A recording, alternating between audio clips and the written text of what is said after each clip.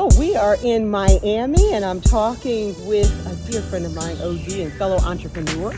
And we're at the DOF conference, and I wanted to take some time to share with you all fascinating people. I told you I was going to do that. And so, OD, thank you so much for being with me, and thank you for sharing the wisdom, because you know I'm a fan. I'm totally a fan.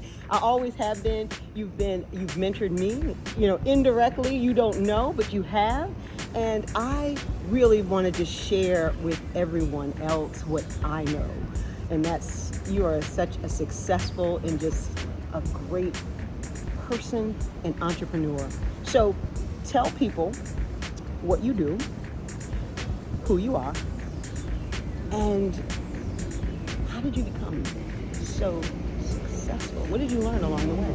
Well, my name is Odysseus, Lanier, Yes. and OD is a derivative of the first name. And I am a partner with McConnell Jones, and we have the dubious distinction of being the first or second largest black-owned accounting firm in the United States. Mm-hmm. If you were to ask me what my success, how we achieved our success, all of us started on our kitchen tables. Yeah. After starting on our kitchen tables, we went down the meandering road of trying to prove who we were, prove to corporate America, prove to the public sector, cities, local governments, that we were as capable as any other of the firms, any of the big four firms, because all of us came out of the big four.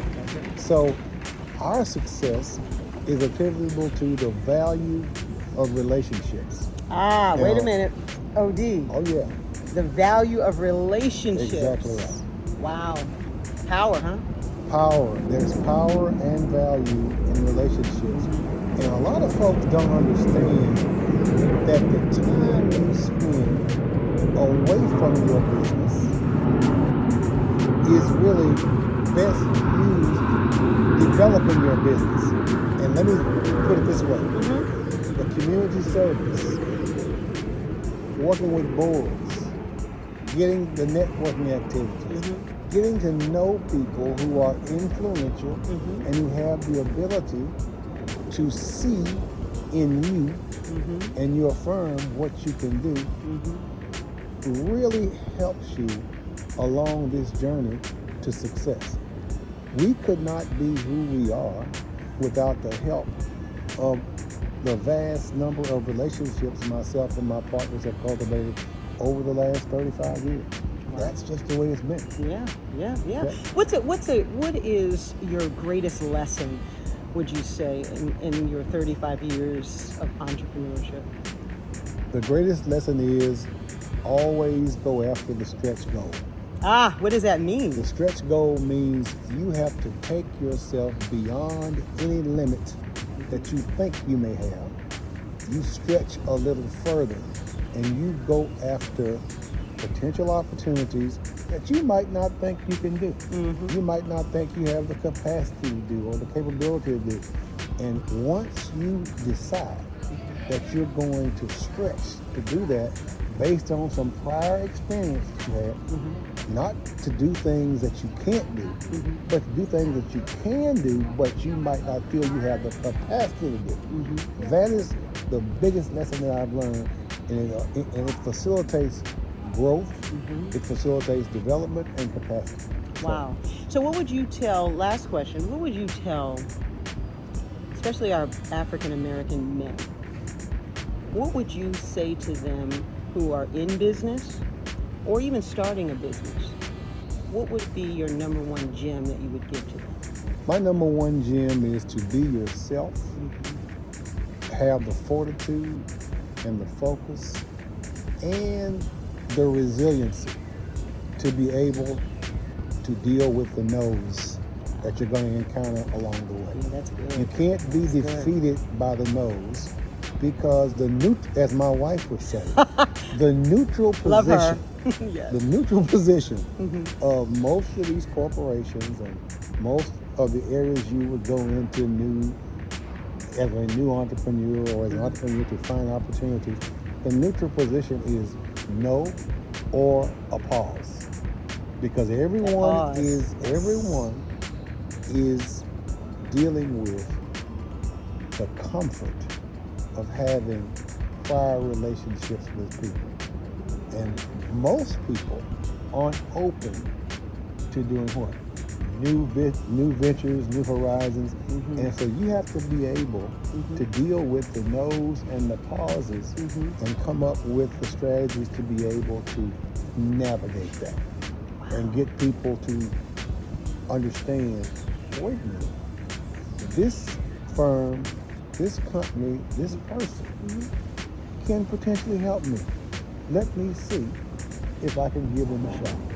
Well, those are the kind of things that you have to deal with as a black entrepreneur. Yeah. Because if you can make sure that you present yourself in a way that shows confidence, that shows reliability, that shows what we call past performance and ability to deliver, typically you will be able to look at the nose and say, okay, that here's what I can do.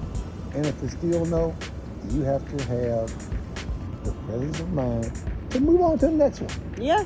And that's what we have to do, and not be defeated, but move on to the next one. Because I'll leave you with this. Only about 1 or 2 in 10 opportunities make anyway. Wow. You know what? Wait. Especially say that again. Consulting. Only about 1 or 2. 10 to 20% of pursuits for opportunities make it anyway. You only close 10 to 20% of them.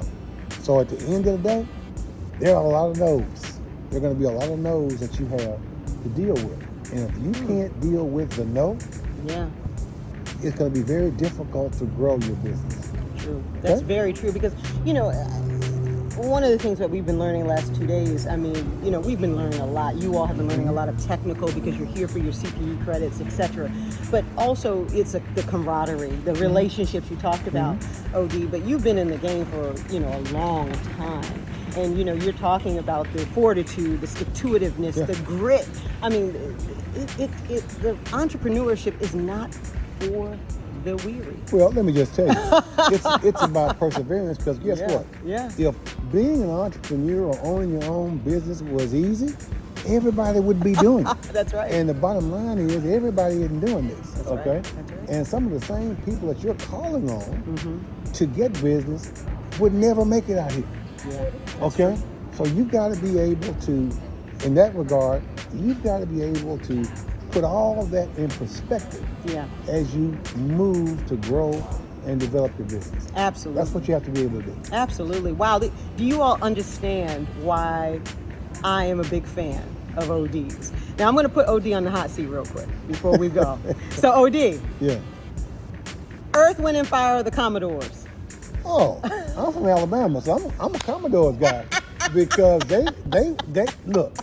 I'm from Alabama, and I'm old enough to remember when Lionel Richie started the Commodores at Tuskegee University in Alabama, because I went to Alabama A&M. HBCU. And we played Tuskegee every year in football, and so I'm a Commodores guy.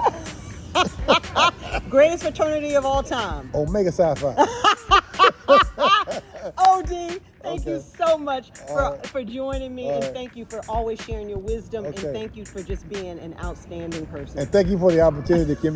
You're one of my favorite folks, so thank you for the opportunity to do this video. We're in Miami. Optimists Always Win YouTube channel. I told you we're going to bring you fantastic and fascinating people, excellent entrepreneurs, and just all around great people. And as we leave, that's Odysseus Lanier, advisory and consulting partner, McConnell & Jones, Houston, Texas.